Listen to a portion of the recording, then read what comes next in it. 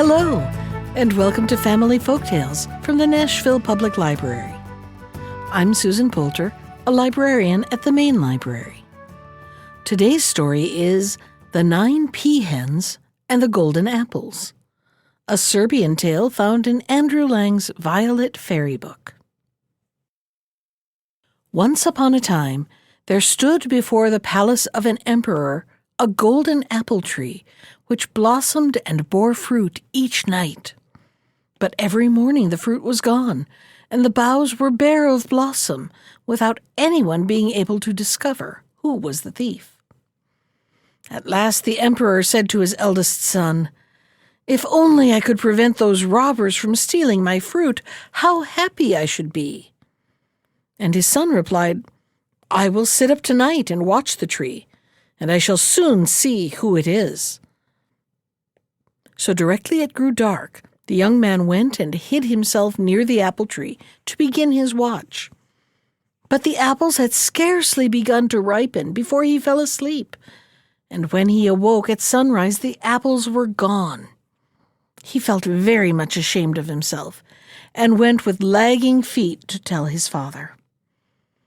Of course, though the eldest son had failed, the second made sure that he would do better, and set out gaily at nightfall to watch the apple tree. But no sooner had he lain himself down than his eyes grew heavy, and when the sunbeams roused him from his slumbers, there was not an apple left on the tree. Next came the turn of the youngest son, who made himself a comfortable bed under the apple tree and prepared himself to sleep. Towards midnight he awoke and sat up to look at the tree. And behold, the apples were beginning to ripen and lit up the whole palace with their brightness.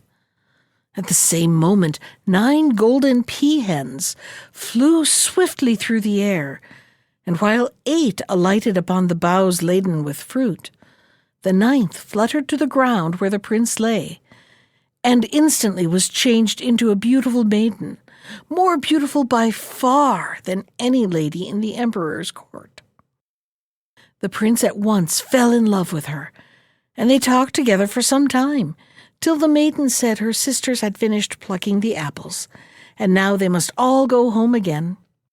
The prince, however, begged her so hard to leave him a little of the fruit that the maiden gave him 2 apples, one for himself and one for his father. Then she changed herself back into a pea-hen, and the whole 9 flew away. As soon as the sun rose, the prince entered the palace and held out the apple to his father, who was rejoiced to see it, and praised his youngest son heartily for his cleverness. That evening, the prince returned to the apple tree, and everything passed as before, and so it happened for several nights. At length, the other brothers grew angry at seeing that he never came back without bringing 2 golden apples with him, and they went to consult an old witch who promised to spy after him and discover how he managed to get the apples. So, when the evening came, the old woman hid herself under the tree and waited for the prince. Before long he arrived and laid down on his bed and was soon fast asleep. Towards midnight there was a rush of wings, and the 8 pea-hens settled on the tree, while the 9th became a maiden and ran to greet the prince. Then the witch stretched out her hand and cut off a lock of the maiden's hair, and in an instant the girl sprang up, a pea-hen once more, spread her wings, and flew away, while her sisters, who were busily stripping the boughs, flew after her. When he had recovered from his surprise at the unexpected disappearance of the maiden, the prince exclaimed, "What can be the matter?" and looking about him discovered the old witch hidden under the bed. He dragged her out and in his fury called his guards and ordered them to put her to death as fast as possible. But that did no good as far as the pea-hens went. They never came back any more, though the prince returned to the tree every night and wept his heart out for his lost love. This went on for some time, till the prince could bear it no longer, and made up his mind he would search the world through for her. In vain his father tried to persuade him that his task was hopeless, and that other girls were to be found as beautiful as this one. The prince would listen to nothing, and accompanied by only one servant, set out on his quest. After traveling for many days, he arrived at length before a large gate, and through the bars he could see the streets of a town, and even the palace. The prince tried to pass in, but the way was barred by the keeper of the gate, who wanted to know who he was, why he was there, and how he had learnt the way, and he was not allowed to enter unless the empress herself came and gave him leave. A message was sent to her, and when she stood at the gate, the prince thought he had lost his wits, for there was the maiden he had left his home to seek. And she hastened to him, and took his hand, and drew him into the palace. In a few days they were married, and the prince forgot his father and his brothers, and made up his mind that he would live and die in the castle. One morning the empress told him that she was going to take a walk by herself, and that she would leave the keys of 12 cellars to his care. "If you wish to enter the first 11 cellars," said she, "you can. But beware of even unlocking the door to the 12th, or it will be the worse for you." The prince, who was left alone in the castle, soon got tired of being by himself, and began to look about for something to amuse him. "What can there be in that 12th cellar," he thought to himself, "which I must not see?" And he went downstairs and unlocked the doors, one after the other. When he got to the 12th, he paused. But his curiosity was too much for him, and in another instant the key was turned and the cellar lay open before him. It was empty, save for a large cask bound with iron hoops, and out of the cask a voice was saying entreatingly, "For goodness' sake, brother, fetch me some water. I am dying of thirst." The prince, who was very tender-hearted, brought some water at once and pushed it through a hole in the barrel, and as he did so, one of the iron hoops burst. He was turning away when a voice cried the second time, "Brother, for pity's sake, fetch me some water. I'm dying of thirst." So the prince went back and brought some more water, and again a hoop sprang. And for the third time the voice still called for water. And when water was given, the last hoop was rent. The cask fell in pieces, and out flew a dragon, who snatched up the empress just as she was returning from her walk and carried her off. Some servants who saw what had happened came rushing to the prince, and the poor young man went nearly mad when he heard the result of his own folly, and could only cry out that he would follow the dragon to the ends of the earth until he got his wife again. For months and months he wandered about, first in this direction and then in that, without finding any traces of the dragon or his captive. At last he came to a stream, and as he stopped for a moment to look at it, he noticed a little fish lying on the bank, beating its tail convulsively in a vain effort to get back into the water. "Oh, for pity's sake, my brother," shrieked the little creature, "help me, and put me back in the river, and I will repay you some day. Take one of my scales, and when you are in danger, twist it in your fingers, and I will come." The prince picked up the fish and threw it into the water. Then he took off one of its scales as he had been told, and put it in his pocket, carefully wrapped in a cloth. Then he went on his way till, some miles further down the road, he found a fox caught in a trap. "Oh, be a brother to me," called the fox, "and free me from this trap, and I will help you when you are in need. Pull out one of my hairs, and when you are in danger, twist it in your fingers, and I will come." So the prince unfastened the trap, pulled out one of the fox's hairs, and continued his journey. And as he was going over the mountain, he passed a wolf entangled in a snare, who begged to be set at liberty. "Only deliver me from death," he said, "and you will never be sorry for it. Take a lock of my fur, and when you need me, twist it in your fingers." And the prince undid the snare and let the wolf go. For a long time he walked on without having any more adventures, till at length he met a man traveling on the same road. "Oh, brother," asked the prince, "tell me, if you can, where the dragon emperor lives." The man told him where he would find the palace, and how long it would take him to get there, and the prince thanked him and followed his directions, till that same evening he reached the town where the dragon emperor lived. When he entered the palace, to his great joy, he found his wife sitting alone in a hall, and they began hastily to invent plans for her escape. There was no time to waste, as the dragon might return directly, so they took 2 horses out of the stable and rode away at lightning speed. Hardly were they out of sight of the palace than the dragon came home and found that his prisoner had flown. He sent at once for his talking horse and said to him, "Give me your advice. What shall I do? Have my supper as usual, or set out in pursuit of them?" "Eat your supper with a free mind first," answered the horse, "and follow them afterwards."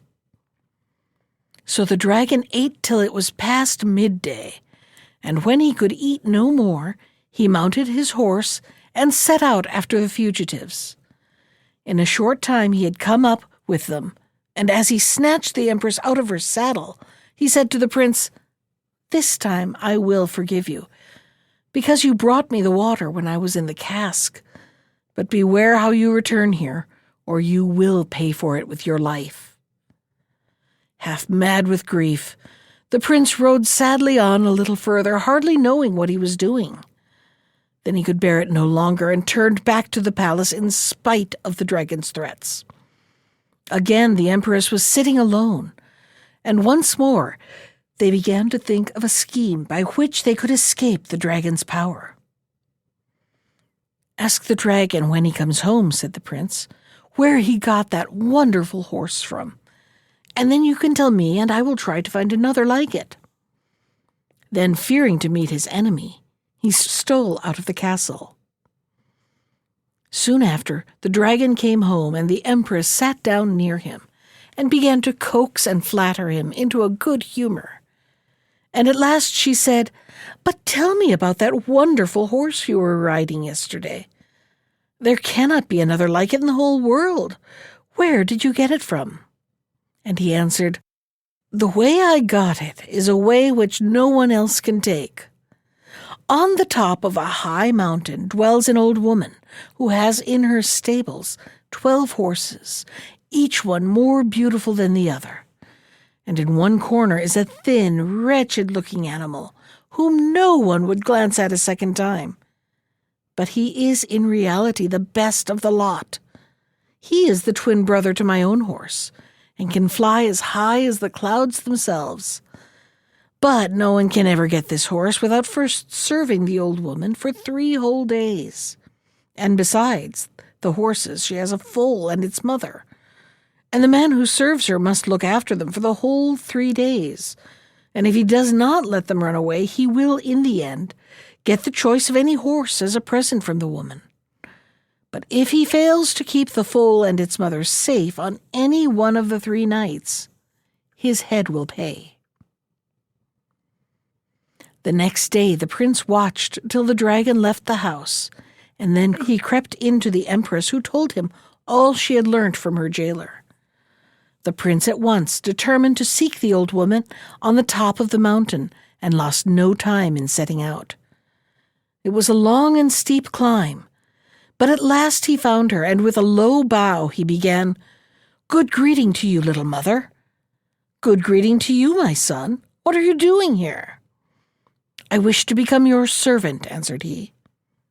"So you shall," said the old woman. "If you can take care of my mare for 3 days, I will give you a horse for wages. But if you let her stray, you will lose your head." And as she spoke, she led him into a courtyard surrounded with palings, and on every post a man's head was stuck. One post only was empty, and as they passed it cried out, "Woman, give me the head I am waiting for." The old woman made no answer, but turned to the prince and said, "Look, all those men took service with me on the same conditions as you, but not one was able to guard the mare." But the prince did not waver and declared he would abide by his words. When evening came, he led the mare out of the stable and mounted her, and the colt ran behind. He managed to keep his seat for a long time, in spite of all her efforts to throw him, but at length he grew so weary that he fell fast asleep, and when he woke he found himself sitting on a log with the halter in his hands. He jumped up in terror, but the mare was nowhere to be seen, and he started with a beating heart in search of her. He had gone some way without a single trace to guide him when he came to a little river. The sight of the water brought back to his mind the fish whom he had saved from death, and he hastily drew the scale from his pocket. It had hardly touched his fingers when the fish appeared in the stream beside him. "What is it, my brother?" asked the fish anxiously. "The old woman's mare strayed last night, and I don't know where to look for her." "Oh, I can tell you that. She has changed herself into a big fish, and her foal into a little one. But strike the water with the halter and say, 'Come here, O mare of the mountain witch,' and she will come." The prince did as he was bid, and the mare and her foal stood before him. Then he put the halter around her neck and rode her home, the foal always trotting behind them.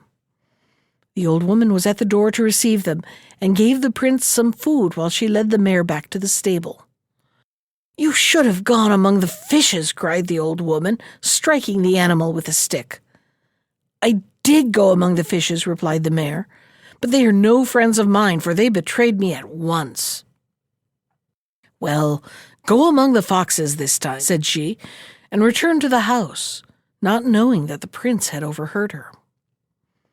So when it began to grow dark, the prince mounted the mare for the second time and rode it into the meadows, and the foal trotted behind its mother. Again he managed to stick on till midnight. Then a sleep overtook him that he could not battle against, and when he woke up he found himself, as before, sitting on the log with the halter in his hands. He gave a shriek of dismay and sprang up in search of the wanderers. As he went, he suddenly remembered the words that the old woman had said to the mare, and he drew out the fox hair and twisted it in his fingers. "What is it, my brother?" asked the fox, who instantly appeared before him. "The old witch's mare has run away from me, and I do not know where to look for her." "She's with us," replied the fox, "and has changed herself into a big fox, and her foal into a little one. But strike the ground with a halter and say, 'Come here, O mare of the mountain witch.'" The prince did so, and in a moment the fox became a mare, and stood before him with the little foal at her heels. He mounted and rode back, and the old woman placed food on the table and led the mare back to the stable. "You should have gone to the foxes, as I told you," said she, striking the mare with a stick. "I did go to the foxes," replied the mare, "but they are no friends of mine and betrayed me." "Well, this time you'd better go to the wolves," said she, not knowing that the prince had heard all she had been saying.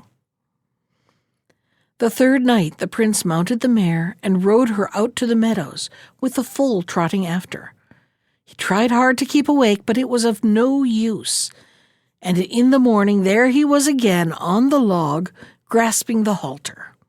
He started to his feet, and then stopped, for he remembered what the old woman had said, and pulled out the wolf's grey lock. "What is it, my brother?" asked the wolf as it stood before him. "The old witch's mare has run away from me," replied the prince, "and I don't know where to find her." "Oh, she's with us," answered the wolf, "and she has changed herself into a she-wolf, and the foal into a cub. But strike the earth here with the halter and cry, 'Come to me, O mare of the mountain witch.'" The prince did as he was bid, and as the hair touched his fingers, the wolf changed back into a mare, with the foal beside her. And when he had mounted and ridden her home, the old woman was on the steps to receive them, and she set some food before the prince, but led the mare back to her stable. "You should have gone among the wolves," said she, striking her with a stick. "So I did," replied the mare, "but they are no friends of mine and betrayed me." The old woman made no answer and left the stable, but the prince was at the door waiting for her. "I have served you well," said he, "and now for my reward." "What I promise, that I will perform," answered she. "Choose one of these 12 horses. You can have which you like." "Give me instead that half-starved creature in the corner," asked the prince. "I prefer him to all those beautiful animals." "You can't really mean what you say," replied the woman. "Yes, I do," said the prince, and the old woman was forced to let him have his way. So he took leave of her, and put the halter round his horse's neck and led him into the forest, where he rubbed him down till his skin was shining like gold. Then he mounted, and they flew straight through the air to the dragon's palace. The empress had been looking for him night and day, and stole out to meet him, and he swung her onto his saddle, and the horse flew off again. Not long after, the dragon came home, and when he found the empress was missing, he said to his horse, "What shall we do? Shall we eat and drink, or shall we follow the runaways?" And the horse replied, "Whether you eat or don't eat, drink or don't drink, follow them or stay at home, matters nothing now, for you can never, never catch them." But the dragon made no reply to the horse's words, but sprang on his back and set off in chase of the fugitives. And when they saw him coming, they were frightened, and urged the prince's horse faster and faster, till he said, "Fear nothing. No harm can happen to us." And their hearts grew calm, for they trusted his wisdom. Soon the dragon's horse was heard panting behind, and he cried out, "Oh, my brother, do not go so fast. I shall sink to the earth if I try to keep up with you." And the prince's horse answered, "Why do you serve a monster like that? Kick him off, and let him break in pieces on the ground, and come and join us." And the dragon's horse plunged and reared, and the dragon fell on a rock, which broke him in pieces. Then the empress mounted his horse and rode back with her husband to her kingdom, over which they ruled for many years. That was The 9 Pea-Hens and the Golden Apples, from Andrew Lang's Violet Fairy Book. Special thanks to Ginger Sands for our theme music. You can find more of Ginger's music at iTunes or on her website at www.gingersands.com. And if you'd like to comment on today's story, send me an email.